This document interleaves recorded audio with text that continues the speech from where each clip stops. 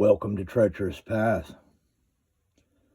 I'm your host, Granddaddy Sam, and it's a hell of a treacherous path this morning.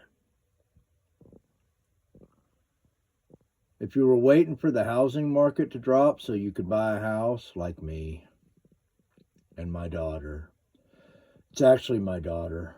I don't have the capability of buying a house in this system. But she, over the last 10 years, has earned that ability to be a first-time homeowner. But you know, housing is somewhere between $200,000 and $400,000 right now, and that's unaffordable.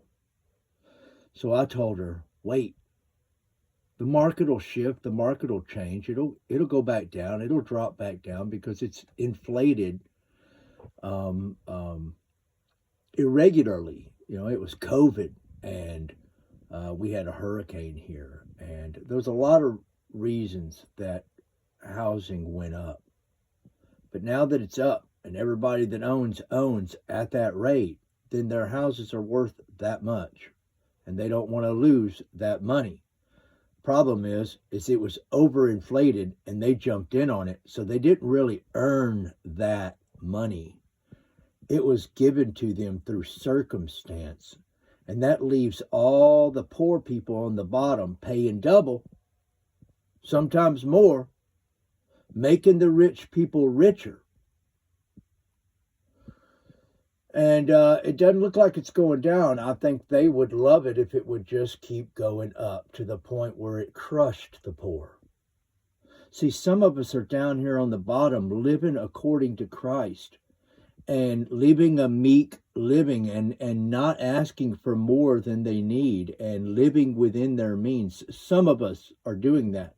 And the rich above us just keep wanting more and more and more, and it's crushing us, you see.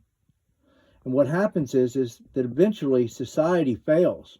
And remember that part that I told you back a couple of videos about Rome and how when it fell, the barbarians came in? Well, why were the barbarians so mad? You ever think about that? Maybe it's because they were the little guys that were getting crushed. It's just a theory I have. But yeah, so Donald Trump came out and said, I want to protect all the rich people that have all their housing money, but I also want to help the poor that can't afford it. So I'm going to give the poor a whole bunch of little things to help them deal with life. And we'll call that reduced housing price. Horseshit. Malarkey. Again, it's the rich staying rich and the poor staying poor. That's how it's working. So if you're trying to live a meager, meek, simple life, watch out. Because all those rich people that are staring at you from above, yeah, they're literally frothing at the mouth at the little bit that you have left. They're looking down at it, and saliva is dripping from the edge of their mouth because they want that too. I don't know where we're going with 38,000 in debt, or 38 trillion in debt. Sorry about that, but I don't know where we're headed with that.